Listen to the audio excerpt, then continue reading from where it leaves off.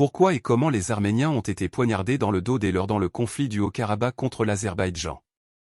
La famille qui possède les banquiers de la City de Londres est propriétaire de plus de 52% des sociétés chinoises. Ce sont eux les véritables bâtisseurs de la réussite économique chinoise. Cette famille a toujours joué sur les deux tableaux pendant des siècles et a financé des guerres de plusieurs côtés afin de générer des profits. Nous devons comprendre qu'ils représentent une cabale ou une pyramide qui n'a aucune raison religieuse lorsqu'elle manipule le monde. Ils ont financé les deux camps pendant la guerre entre la France et l'Angleterre et ont réalisé des profits phénoménaux. Macron travaillait pour leur banque avant d'être nommé par la même famille en politique et plus tard, ils ont fait de ce petit homme inconnu le président de la France venu de nulle part.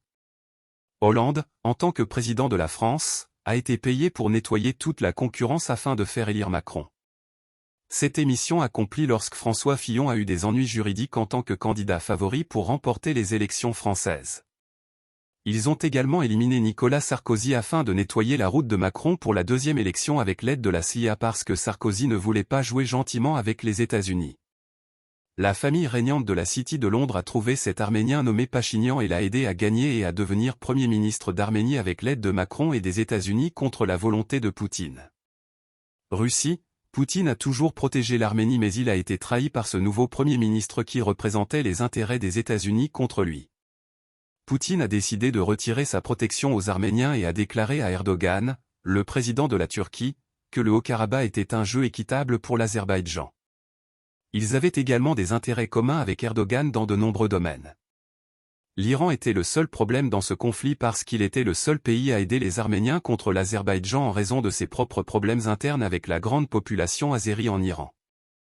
Même si on ne peut jamais faire confiance aux Français, il en va de même avec l'Iran. Ce sont des spécialistes du trahison. Les Arméniens ont été poussés dans ce conflit en faisant confiance au Premier ministre arménien corrompu, Pachinian, par les Français via Macron et les États-Unis. Les Arméniens, avec leur armée et leurs armes très pauvres, étaient des cibles faciles avec leurs chars russes contre les drones turcs.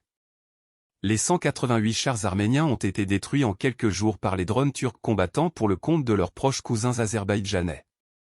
Les Arméniens ont été humiliés et ont dû s'enfuir la queue entre les jambes à cause de leur premier ministre corrompu, Pachinian.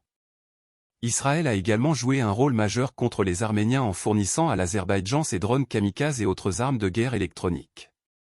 L'argent achète, mais il était également très stratégique pour Israël d'aider l'Azerbaïdjan à gagner la guerre et à nettoyer la route de la soie en éliminant les Arméniens du Haut-Karabakh. Comme je l'ai écrit plus tôt, les bâtisseurs de la Nouvelle Chine étaient issus de la même famille que les banquiers de la City de Londres et d'Israël. Pachinian a eu très peur pour sa vie lorsque les Arméniens ont commencé à se réveiller et il s'est caché pendant un certain temps. Il semble que les Arméniens étaient encore crédules ou que leur gouvernement corrompu et leurs dirigeants payés par les mêmes personnes n'ont pas poursuivi ni pendu Pachinian. Pachinian a tenté une fois de plus de s'opposer aux accords entre l'Azerbaïdjan et l'Arménie concernant le Haut-Karabakh.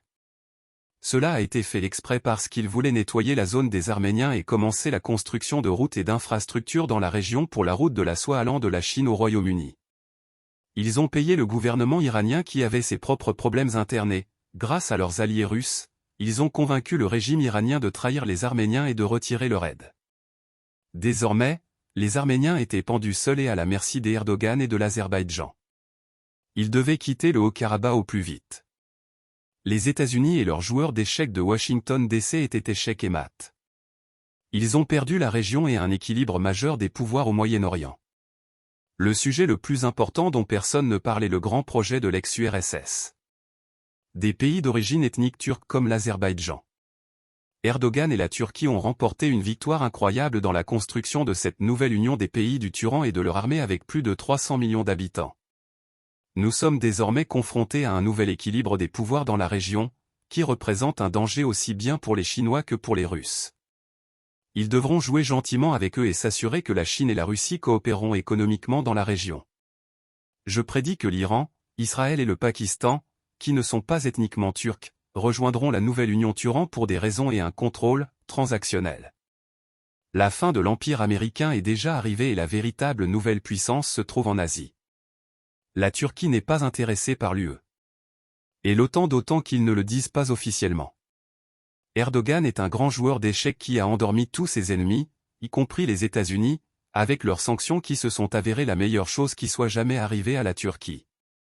La Turquie est désormais capable de produire près de 90% de ses armes militaires localement et, très bientôt, elle n'aura plus besoin des F-16 contre lesquels les États-Unis jouent en utilisant le Congrès américain. Biden pense qu'il est très intelligent. En fait, la Turquie a joué pour rattraper son retard afin d'avoir ses propres combattants de 5e génération. Le jeu continue dans la région où la Turquie possède d'énormes ressources souterraines stratégiques en pétrole, gaz, or et minéraux rares comme le thorium et le barium. Il pourrait encore y avoir un conflit contre la Turquie dans le sud de la Méditerranée afin de s'emparer du pétrole et du gaz situés à l'intérieur des frontières maritimes de la Turquie.